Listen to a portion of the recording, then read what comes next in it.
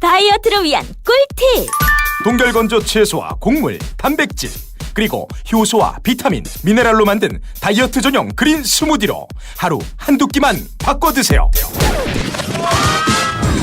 비타샵 그린 스무디 다이어트 1522-6648 1522-6648 혹은 비타샵을 검색해주세요. 엄마! 가글 했는데 입에서 뭐가 나왔어! 그거 올리덴탈 체크가글이라 그런겨.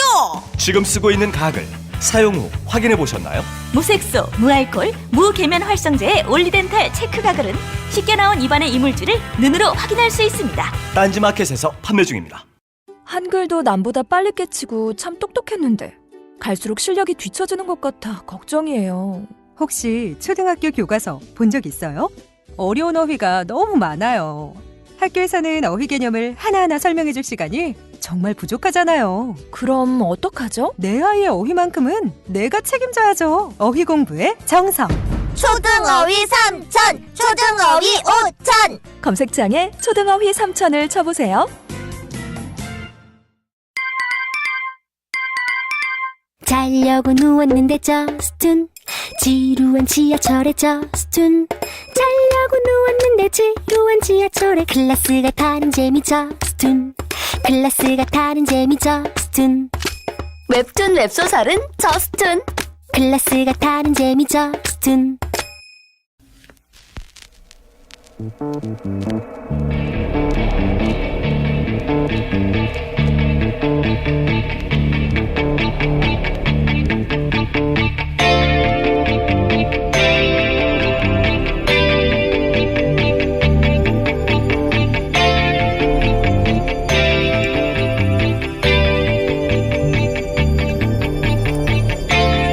안녕하세요, 김어준입니다.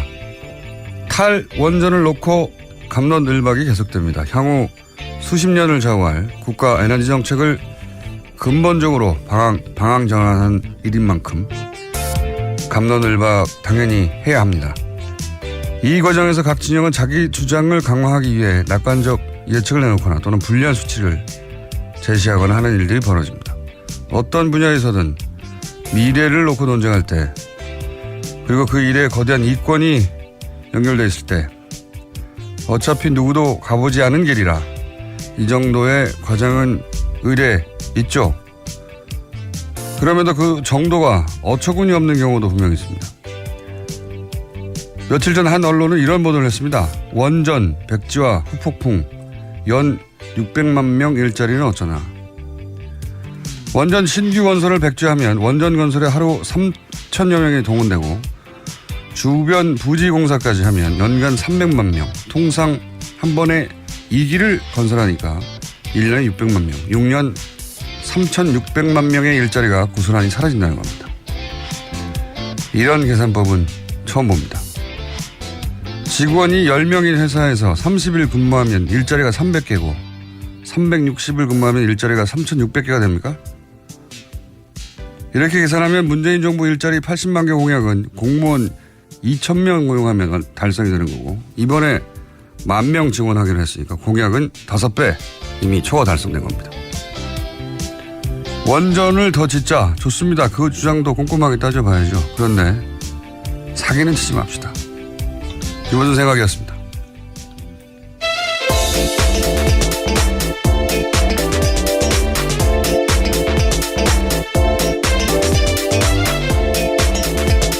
시사인의 김은지입니다.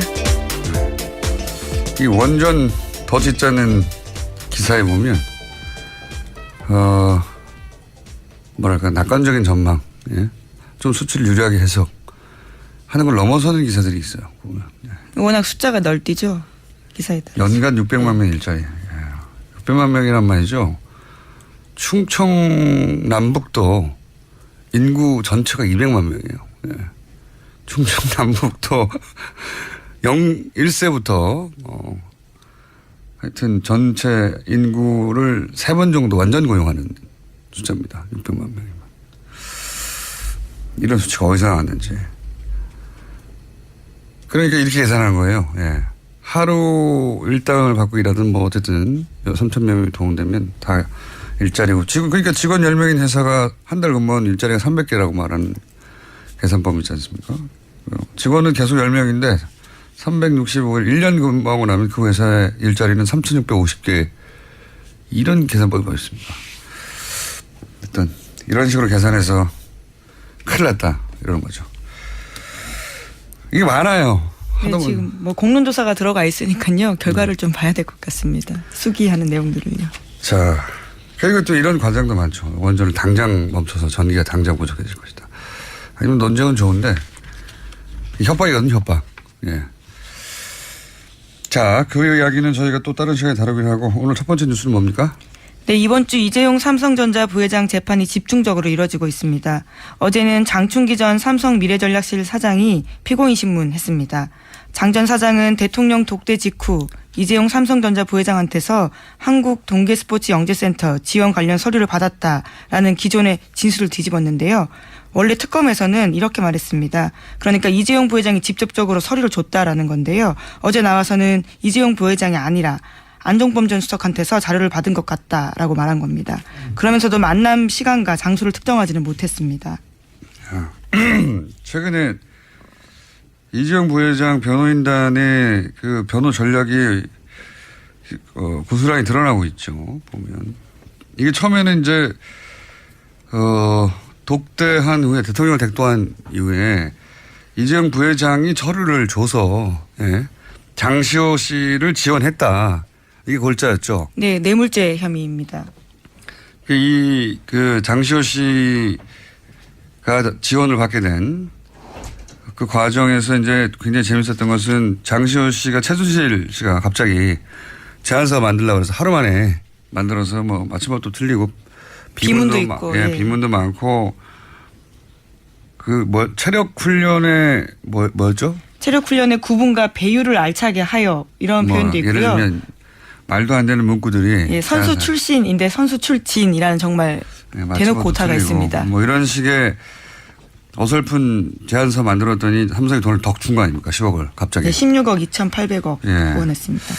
2,800만 원요. 예. 그렇게 어설픈 서류 한 장 들고 와서 돈을 받아냈는데 그 과정을 특검에서 캐물었더니 이재용 부회장이 대통령을 만난 이후에 예, 이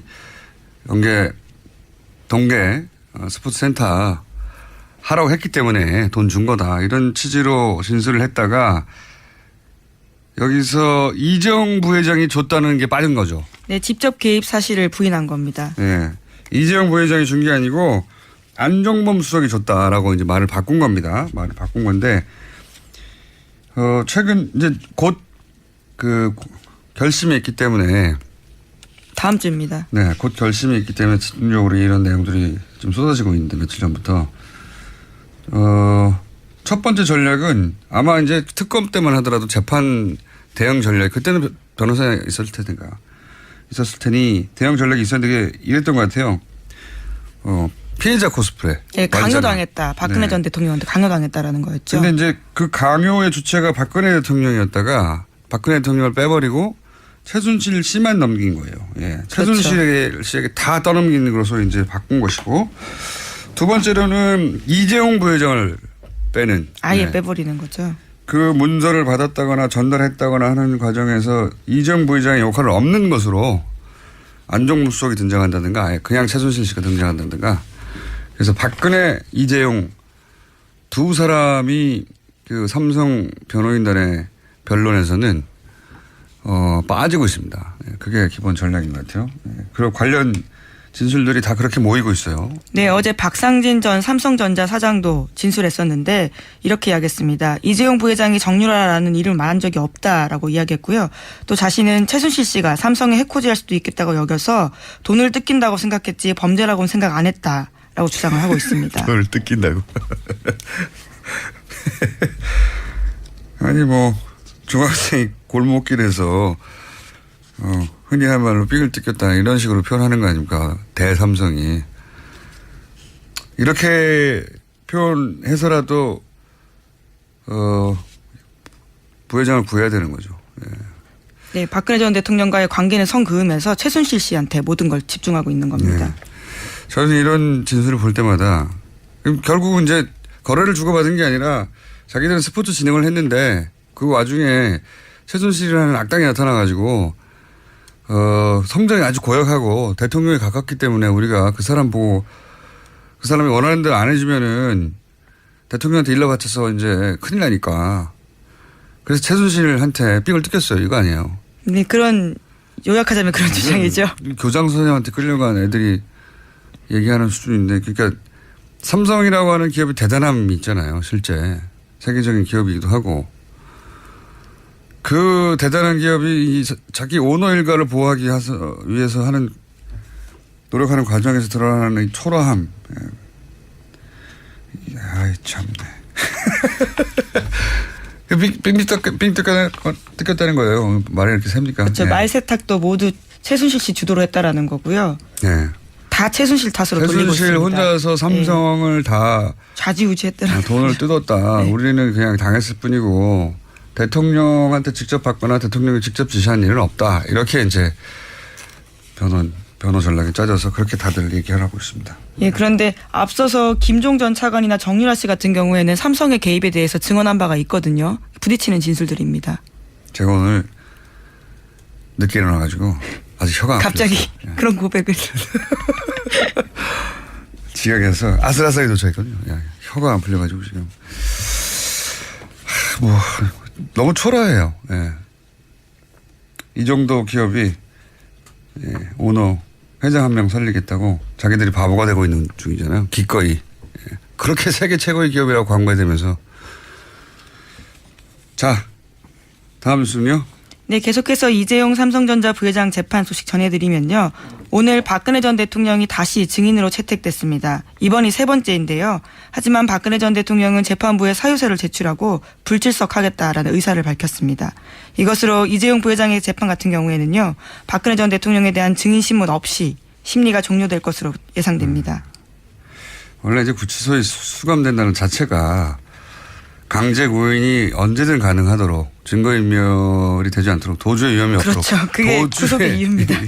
도주의 위험이 없다는 말이 이런 거거든요. 이렇게 뭐 증인이나 혹은 불러서 신문, 조사하고 싶을 때 항상 그 자리에 있어서 항상 조사할 수 있도록 그렇게 인신을 구속할 필요가 있다고 재판부가 인정해서 구치소에 수감시켜 놓는 건데 형이 확정되지 않았어도 지금은 거기 있는데도 안 와가지고 구치소에 있는데 구인장을 발부하는 일도 없는 일이지만 더 전무후무하는 것은 구치소에 있고 플러스 구인장까지 발부됐는데 안 온다는 겁니다. 안 온다는 거예요. 말이 안 되는 일인데, 네. 하지만 자신의 재판은 계속 나오고 있습니다. 자신의 재판에는 나오고, 그리고. 증인으로 안 나오는 거죠. 그렇죠. 불리한 상황. 이재용 부회장 재판에 나와서 말 실수를 하거나, 왜냐면 말을 해야 되니까 여기서는. 증인이니까. 말 실수를 하거나 불리한 거 말을 하게 될까봐 안 나오는 거죠. 이게 이 자체로 사법부를 무시하는 거고 다 무시하는 거죠, 사실은. 무시하는 건데 전직 대통령이라는 이유로 그냥 넘어가는 겁니다. 어쩔 수가 없다고. 김원직 기자가 이렇게 하면 어떻게 될 것 같아요? 이런 생각 자체를 하지 못합니다. 안 나갈 수 있다라는 생각을 할 수 있을까요? 보통 사람들이요? 그건 당연히 없는데 예. 혹여라도 한다면 들고 끌려 나가겠죠. 그렇죠. 들려서 그리고 혼나겠죠. 그게 강제 구인의 의미니까요. 강제로 데리고 간다는 거니까요. 들고 와서 재판장에 앉아서 판사에게 혼나겠고 아주 불리한 형량을 받겠죠. 네, 설사 증언을 하지 않는다라는 말을 하더라도 재판장에 나와서 이야기해야 된다라는 거죠. 그러니까 이게 이제 결국은 더 이상 구인장을 발부하지 않을 것 같은데 재판부도 할 수 있는 게 없으니까 구인장 발부하고 끝내는 거예요. 또 안 왔나? 이러고. 자, 어쨌든 이번에도 세 번째 안 나왔습니다. 다음은요? 네, 어제 박근혜 전 대통령 재판도 진행됐습니다. 여기에는 최원영 전 청와대 고용복지수석이 증인으로 나왔는데요. 한 진술이 있습니다. 국민연금 의결권 문제와 관련해서 박근혜 전 대통령이 아주 간단한 이야기로 챙겨보라고 말은 하긴 했다. 하지만 그것은 통상적이고 일반적인 말이었다라고 주장했습니다. 그러면서요, 또 특검에서 조사받을 때 검사가 그것에 대해서 지시라고 말을 했는데 거부감이 들었다라고 말했습니다. 대통령이 수석한테 말하는 건 다 지시죠. 부탁입니까? 애원했다고 그래요, 그럼? 재밌는 뉴스네요. 이게 이제 그 삼성물산 합병안에 대한 국민 의견, 국민연금, 네. 의결과 관련된 문제죠. 관련해서 자기는 지시를 받아들이지 않았다. 네. 챙겨보라고는 이야기했지만 그건 지시가 아니었다라는 주장인 뭡니까 거죠. 그러면 챙겨보라고 했는데 지시가 아니면 희한한 짓이네요. 네. 애원하였다라고 합니까? 아니면 뭐 참네. 관련 뉴스가 또 있죠. 네. 네, 계속해서 청와대 삼성 합병 의결권 관련 문서 전해드린 바가 있는데요. 그것을 국무조정실 김아무개 과장이 썼다라는 소식 어제 전해드렸습니다. 관련해서 김 과장은 검찰 조사 받았다라고 하는데요. 또 문건 내용 좀 더 자세하게 나왔습니다. 잠깐만요. 그러니까 이 사람이 어제 다룬 국무조정실 공무원이었는데 삼성 합병 네, 문건 만들어 놓고 삼성에 가신 분이잖아요. 네, 그렇죠. 그리고 다시 또 국무조정실로 네, 돌아왔습니다. 훌륭하신 분인데 네. 굉장히 인상적인 커리어입니다. 삼성 문제를 해결해주고 삼성으로 간 공무원. 다시 그리고 또 공무원이 된 훌륭하신 분인데. 네, 그 관련된 문건에서요. 문건에 항목이 3가지가 있다고 합니다. 검토 배경, 관련 동향, 점검 포인트. 특히 점검 포인트가 눈길을 끄는데 국민연금 의결권 행사에 개입할 것인지 만약 정부가 개입한다면 의결권 방향을 어떻게 행사할 것인지 초점이 맞춰서 쓰여 있다라고 합니다. 그렇군요. 정부가 국민연금 의결권에 개입하면 안 되는 거거든요. 예, 불법입니다. 네. 그래서 문영표 전 장관 같은 경우에는 지금 1심에서 유죄를 받아서요. 네. 구속 중입니다. 거기 개입했다는 이유로. 그렇죠. 근데 이제 청와대에서 작성한 문건에 이미 의결권 행사에 개입할 것인지, 개입하면 어떻게 할 것인지, 의논을 했다는 건 불법 의논을 했다는 거죠. 실제 정황은 이제 개입한 것으로 보이고, 그래서 구속돼 있는 거고. 네, 이때가 특히 중요한 게요. 의결권 행사하기 한 달 전에 쓰인 문건입니다. 이게 뭐가 문제인지도 다 분석이 돼 있단 말이죠. 주주이익이 무시되고 뭐 등등. 그 이외에 이어진 언론들의 비판이나 주주의 비판도 다 알고 있었어요. 다 알고 있었는데 그래서 몰래 한 거죠. 예. 몰래 했고 실제 그 덕분에 삼성 승계 문제, 아버지가 아들한테 재산 물려주는 문제는 대단히 중요한 부분이 해결된 거죠. 근데 삼성은 이건 자기들하고 상관없이 일어난 일이다. 정책이라고 주장하고 있는 정책이라고. 거죠. 청와대도 박근혜 대통령도 이재용 부회장 쪽도 다 이건 그냥 뭐 국가의 정책이었고 삼성에서 아니 국가가 정책을 이렇게 했는데 뭐 우리가 뭐 이러고 있는 겁니다. 아무 상관이 없다 이거. 주고받은 게 아니다. 주고받은 게 아니다. 뇌물이 아니다라는 거죠. 주고받은 게 아니고 다 저절로 일어난 일이다. 그냥 상식적으로 얼핏 보기만 해도 이상하기 짝이 없는데 불안한 것은 법이라고 하는 것은 드러난 정황만 따지기도 하거든요. 소극적으로 드러난 뭐랄까요 물증이나 아주 소극적으로 해석하기도 하기 때문에 이게 아주 뇌물죄가 안 될 수도 있다면 어떨까요? 이게 기분이 우리가. 근데 관련된 물증이 벌써 많이 나왔습니다. 청와대 캐비넷 문건도 그렇고요. 안종범 전 수석의 수첩도 그렇고요. 근데 그게 결정적으로 삼성을 봐줘라 이렇게 돼 있지 않으니까 해석을 하면서 이제 결정의 물증이 아니고 증인들은 다들 아니라고 하고 있고 또 삼성이고 전직 대통령이고 하니까 그래서 뇌물죄가 인정되지 않으면 지난 몇 달간의 어떤 촛불 집회나 탄핵도 다 허망한 일인 거예요. 네, 관련해서 뇌물죄가 만약에 무죄가 나온다면 박근혜 전 대통령 재판에도 당장 영향을 미칩니다. 그렇죠. 뇌물죄 혐의가 가장 핵심이기 때문에요. 형량도 대단히 낮아질 테고. 뇌물이 아니었어? 야, 그럴 수 있는 힘이 있어서 걱정이 됩니다. 자, 다음 뉴스는요? 네, 어제 국민의당은 문재인 대통령 아들 준용 씨의 취업 특혜 의혹을 관련해서 다시 끌고 나왔습니다. 제보자건으로 검찰 조사를 받았던 이용주 의원이 해당 의혹이 가시지 않았다라고 주장해서인데요. 이 의원은 또 대선 과정에서 문 씨 관련 의혹을 제기할 만한 충분한 사정이 있었던 걸로 보인다라고 주장하기도 했습니다. 이거 억울하다는 거죠.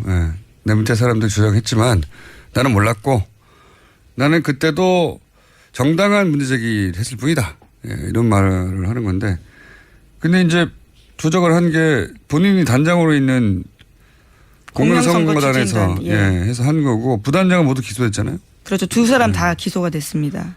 법적 책임을 벗었지만 정치적 책임도 있지만 더 나아가 단장으로 관리 책임도 있는 거란 말이죠. 예. 원래 사과할 때 그냥 사과만 해야 되는데 그렇지만 그 뒤에 그럼에도 다만 이렇게 붙는 순간 사과 효과도 사라진단 말이죠. 예. 그리고 당시에 철저하게 검증했었다는 주장 여러 차례 했었거든요. 철저하게 검증된 건 아무것도 없는데 본인이 법적 책임을 벗었지만 자기 한 말이 도의적으로도 예, 그리고 사실관계로도 맞지 않은 그게 뭐 조작을 했거나 지시했다 아닌 걸로 검찰 수사결과가 발표됐다 하더라도 이렇게 대응하는 건 본인에게 도움이 안 될 것 같은데 네.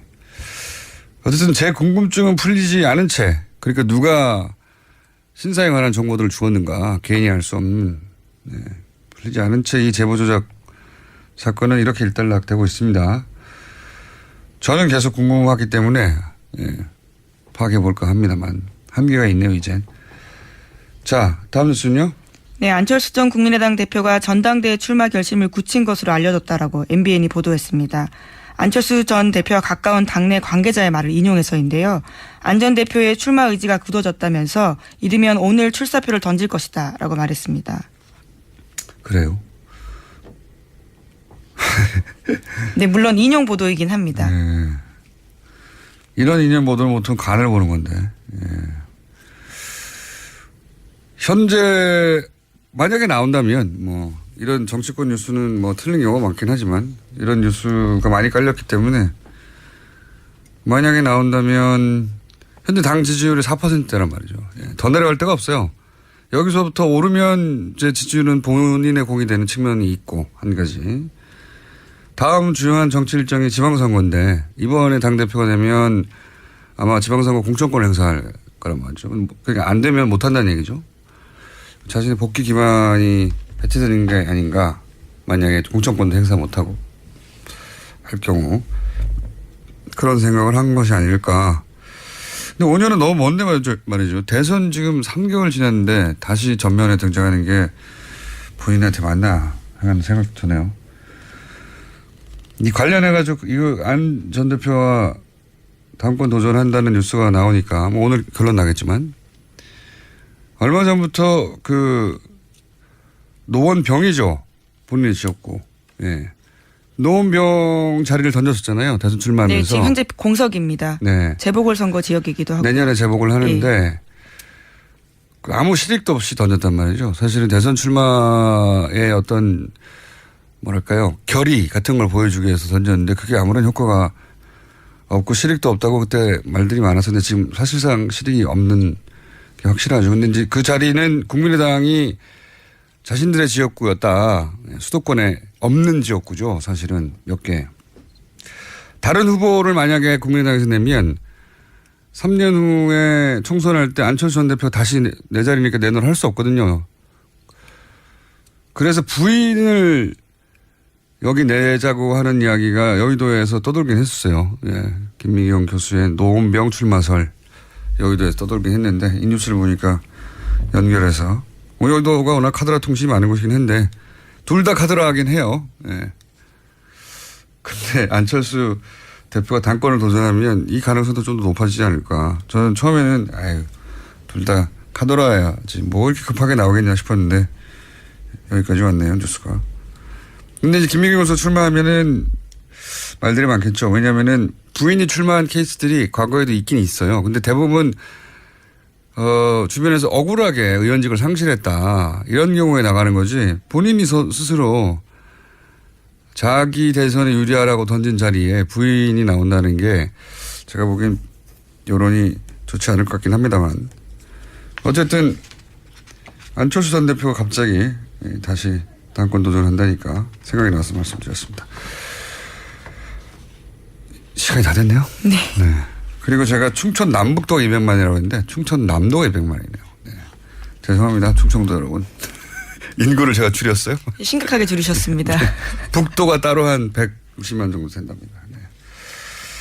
그래도 합치면 350만이니까 600만 일자리는 들어갑니다. 네.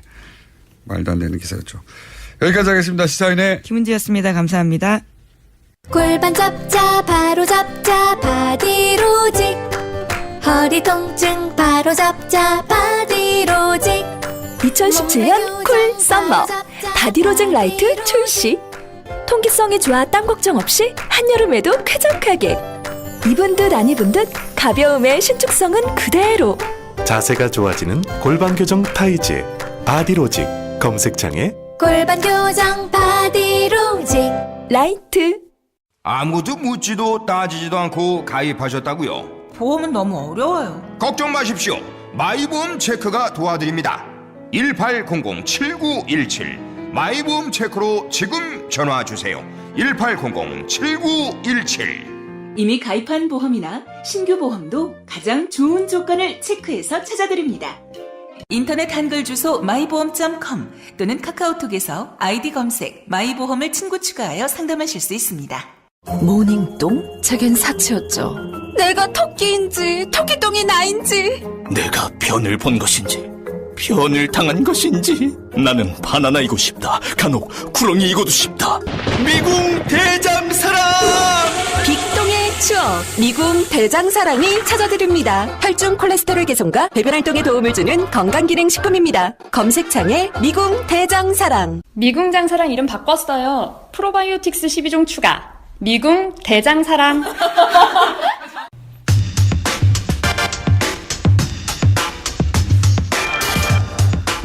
북한이 계속해서 미사일을 쏘고 있죠. 예. 한편에선 문재인 정부 베를린 구상 이게 이제 말이 안 되는 것이다라는 게 드러났다 이런 비판도 있고 사드 또 다른 한편에서는 사드 배치에 대해서 공약을 어겼다는 또 비판도 있습니다. 문재인 정부의 외교 안보 자문을 맡고 계신 한동대 김준영 교수님 스튜디오에 직접 나오셨습니다. 안녕하십니까? 네, 안녕하십니까. 김준영입니다. 국가안보실, 외교부, 통일부, 국방부 자문위원을 다 하고 계신 자문위원 4관왕으로 글쎄 이게 무슨 그런 용어가 있나요?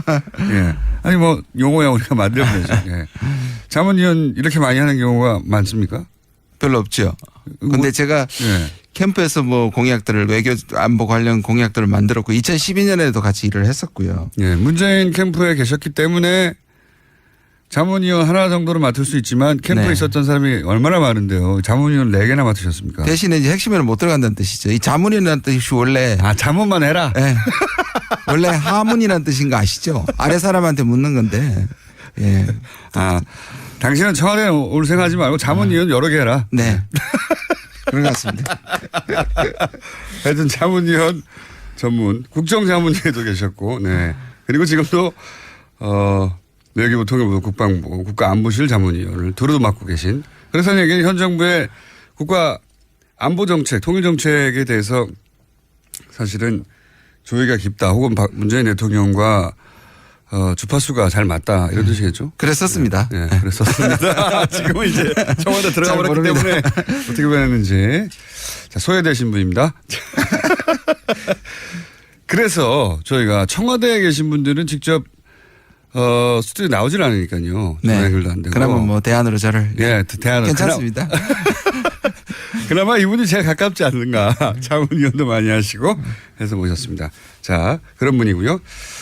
우선 ICBM급이라고 이제. 네. 그렇죠. 네, 확정적으로 ICBM이라고 하기에는 아직은 부족한 면이 있나 보죠? 네, 그렇습니다. 그리고 이게 지금 모든 것이 사실 사드부터 시작해서 ICBM이 전부 다 정치화되고 있으니 이 용어가 굉장히 중요해요. 미국은 ICBM이라고 얘기하고 우리는 ICBM급이라고 얘기하고 러시아는 사거리가 늘어난 중거리 미사일급이다. 중거리라고 하고. 다 자기 입장을 담고 있는 겁니다. 그 뒤에 이유가 있겠죠. 네네. 예, 그렇게 말하는 이유를 좀 이따 설명해 주시고 이제 우리는 이제 급이라고 합니다. 네. 재진입에 실패했다 뭐 이렇게 또 해석을 하고.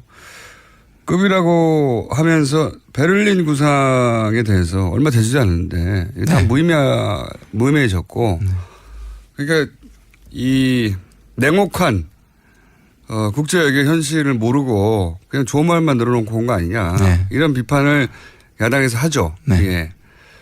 야당에서는 어차피 말로 하는 거니까요. 야당에서 그렇게 비판할 수 있습니다. 여기 대해서 사관왕이자 그리고 캠프에 계셨고 외교안보 장문을 계속 맡으셨던 문재인 대통령의 베를린 구상에 대한 비판을 어떻게 받아들이십니까? 한번 보시면 마치 북한이 ICBM을 쏘았기 때문에 비판하는 것 같지만 저는 그렇게 보지 않아요. 사실 한미 정상회담하고 G20 때 상당히 주목을 받고 나름의 그 한반도 문제에 대한 주도권을 가지고 왔을 때 이상했죠. 참았던 거죠. 언젠가는 이거 문제가 될 것이라고 기다렸던 보수 언론과 그다음에 야당이 봐라. 우리가 생각했던 대로 아니냐. 그때는 정말 말하고 싶었지만 뭔가 성공적이니까 말을 못했다가 지금 얘기하니까 처음부터 뭐 이 부분에 대해서는 반대했던 사람들이 반대를 하는 것이죠. 아, 미사일을 발사했기 때문이 물론 아니라. 북한이 이 베를린 구상이라고 한마디로 얘기하면 평화 구상이거든요. 네. 그러니까 이게 뭐 대화 좀 하자는 거 아닙니까? 그렇죠. 근데 한마디로. 이제 대화나 이런 제안이 너무 비현실적이다. 뭐 신경 제지도 여기에 집중이 돼 있는데 그게 아니라 원래는 한반도 평화 좀 관리해야 되겠다. 이랬다가 죽겠다라는 거거든요.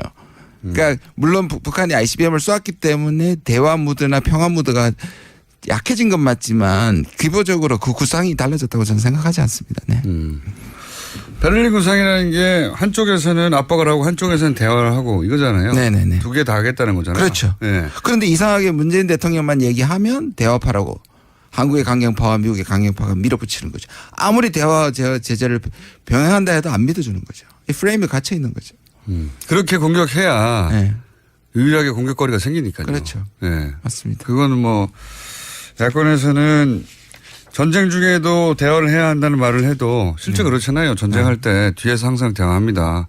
언제 전쟁을 어떻게 끝낼 것인가에 대해서 맞습니다. 네. 항상 대화하는데 우리는 대화가 지난 9년간 끊어져 가지고 이 군사분계선에서 마이크 들고 대화한다면서요, 진짜. 아니, 그렇죠. 확성기 들고. 아니면 이제 신문에 나거나 언론 하는데 북한이 우리 신문을 안 보면 연락할 길이 없습니다. 저도 그 정도일 줄은 몰랐어요. 저는 뭐 이메일이라도 보내고 이 시대에 아니면 한라인이라도 설치하고 아니면 뭐 군끼리는 뭐 소통하고 최소한에 네. 그런 게 있는 줄 알았더니 정말로 없다고 하더라고요. 제가 안보실 관계자랑 이 통일부 장관하고도 물어봤는데 있겠지 설마. 저도 그랬거든요. 예, 뭔가 뒤에서 만나고 있겠지. 아니랍니다. 확실히 아니랍니다. 아니 그래가지고 저기 뭡니까 북에서 뭐 어선이 자꾸 뭐 표류해가지고 남으로 넘어왔다. 그럼 돌려 보내야 되지 않습니까?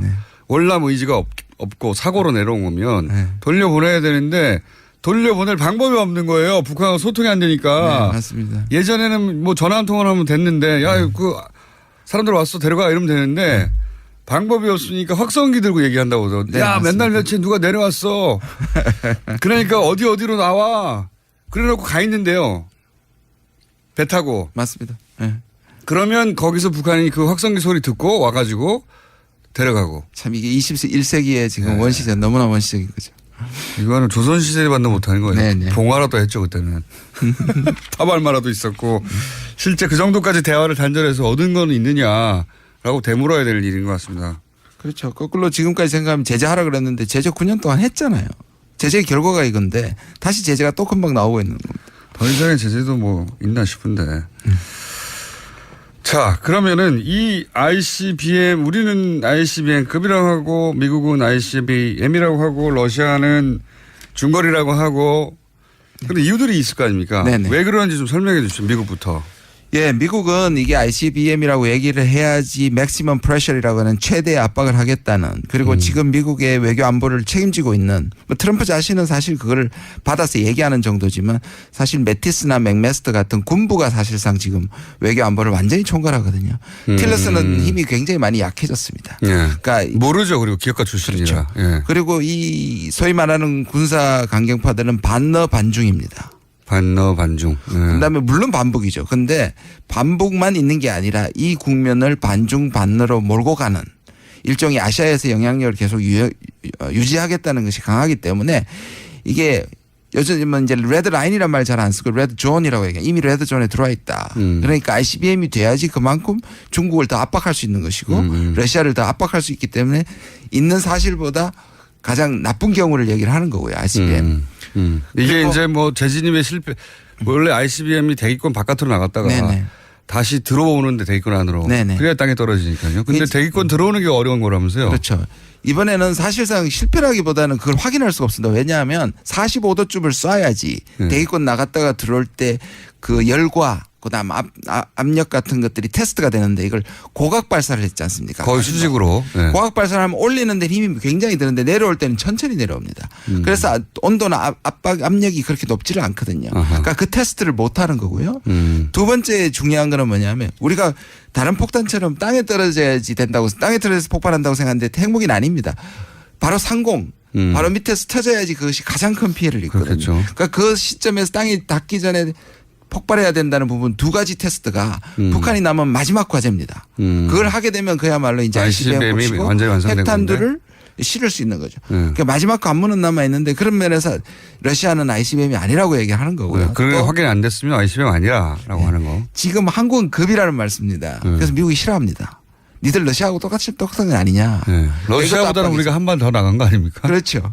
한 발 더 나갔는데 미국이 보기에는 ICBM이라고 왜 얘기하지 않느냐는 압박이 있다고 들었습니다. 그러면 러시아는 왜 이렇게 쭉 발을 빼고 있습니까? 지금 말씀드린 것처럼 미국의 압박의 수단이라는 걸 아는 거고 그다음에 그 두 가지가 되기 전에는 이것을 ICBM을 볼 수가 없다는 거고. 그러나 이제 미국적 입장에서 보면 이게 언론에 나서 사거리가 시카고까지 가지 않습니까? 그러니까 기술적으로나 과학적으로나 군사적으로는 ICBM이 아닐 수 있지만 그러나 미국 사람들이 느낌이긴 이게 ICBM이라고 보는 게 또 러시아는 또 이런 것도 있겠군요. 러시아는 이미 국제 제재를 받고 있잖아요. 그렇죠. 네. 동병상련입니다 사실. 북한하고. 우크라이나 사태 때문에 경제 제재를 받고 있으니 북한하고 입장도 비슷하고. 맞습니다. 그리고 북한이 만약에 그게 ICBM이라고 이제 러시아도 인정을 해버리면 러시아도 압박에 동참하라고 또 다른 제재가 있을 수도 있으니까 아니라고 하는 게 좋겠군요. 그렇죠. 그리고 지금 러시아 같은 경우에는 중국하고 상당히 공조를 합니다. 왜냐하면 이 미국이 계속 밀어붙이니까요. 그다음에 또 한국의 한반도에 대해서 러시아는 잊혀진 존재가 됐거든요. 과거에. 그렇습니다. 그래서 러시아는 이 푸틴이 영향력을 회복하기 신동방 정책이라고 얘기하지 않습니까? 그러니까 러시아는 한반도로 돌아와서 목소리가 커지고 싶은데 지금은 미국 편을 들었다가는 자기 목소리가 커지지 않죠. 중국 편을 들고 북한 편을 드는 것이 자기들한테는 유리한 거죠. 대충 그 주변국들이 왜 서로 다 입장이 다른지 대략은 이해가 갔습니다. 그런데 이제 이 사안을 두고 굉장히 많은 견해들이 갈리는 것 같아요. 이제 문재인 대통령이 사드 잔여 4기 발사대를 추가 배치를 지시를 했지 않습니까? 여기에 대해서 보수 진영은 뭐 이 자체에 대해서는 토를 달 수가 없죠. 근데 보수 진영은 여기서 한 발 더 나가서 환경 영향 평가조차 하지 마라. 아예. 왜냐하면 임시 배치지 이것은 확정적인 배치가 아니다. 환경 영향 평가하고 나서 배치할지 말지를 최종 결정짓겠다라고 여지를 남겨뒀어요. 당연히 애초에 그 공약대로 사드 환경 평가하고 난 다음에 결정한다는. 또 한편에서는 이렇게 공식적인 절차, 그러니까 환경 영향 평가를 다 거쳐야지 배치한다고 해놓고 임시 배치지만 배치해버렸으니까 저는 양쪽으로부터 비판받을 수 있는. 네, 맞습니다. 굉장히 뭐랄까 저 개인적으로 잘 이해가 안 가는 수였거든요. 만약 실제 물론 이런 건 있습니다. 이것부터 좀 설명해 주셔야 될 것 같은데 이 발사대를 추가 배치한다는 것의 의미 그러니까 군사적 의미 실제로는 정치적 의미 말고요. 사드 발사대는 지금 현재 깡통이잖아요. 깡통이라고 저는 표현하는데 깡통이라는 말은 지금 사드 발사대를 배치하면 거기 이미 다 미사일이 꽂혀 있고 레이더가 작동하고 누르기만 하면 발사되고 그런 상황으로 이해하는 분도 굉장히 많거든요. 근데 실제로는 아무것도 없잖아요. 뭐 그거는 군사적으로 확인은 안 됐는데요. 그렇게 얘기를 하고 있죠. 거기에 미사일이 없어요. 그래서 빈 깡통인 겁니다. 발사대 자체는. 그렇지만 이것을 배치한다는 자체가 가지는 이제 정치적 효과 때문에 중국에서도 뭐라고 하고 미국은 뭐 설치하라고 하고 이러는 거 아니겠습니까? 그러니까 이 무기를 쓸 수는 없어요 현재. 쓸 수는 없는데 배치를 하긴 했단 말이죠. 네네. 쓸 수 있는 조건을 만든 거죠. 네. 왜 이렇게 한 겁니까? 그게 지금 보시면 네. 이게 사드는 사실 북한이 무서워하지도 않고 남북과의 문제가 아니죠. ICBM도 그러니까요. 남북의 문제가 아닙니다. 이런 거예요. 왜 무서워하지 않는지 말씀해 주세요. 잠깐.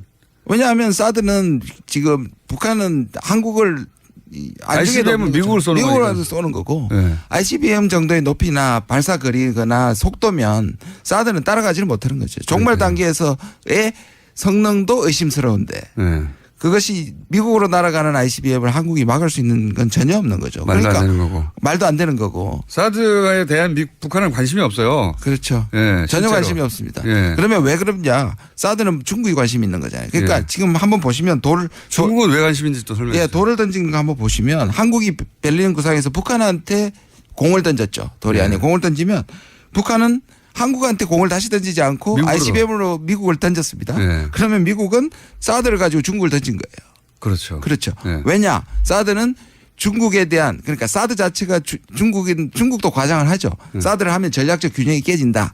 그러나 사드 한 대로 전략적 균형이 깨질 정도는 아닙니다. 중국도 과장을 하는데 아까 뭐 군사적 의미도 중요하지만 정치적 의미 말씀하지 말라 그랬는데 정치적 의미가 굉장히 중요한 게 뭐냐면 여기서 말씀하지 말라는 게 아니라 군사적 의미 설명하고 나서 설명해 달라는 거 네. 말씀해 주십시오. 오해였습니다. 네. 근데 이거 이제 미중 간의 이 한반도를 놓고 주도권 경쟁인 거죠.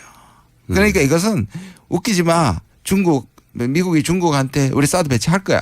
그러니까 각오해. 이렇게 얘기하는 겁니다. 그럼 이렇게 된 겁니까? 네. 베를린 구상이라는 것으로 일단 대화정하자고 북한에 공을 던졌더니 북한은 야 우리는 지금 미국하고 문제를 풀어야 돼. 그렇죠.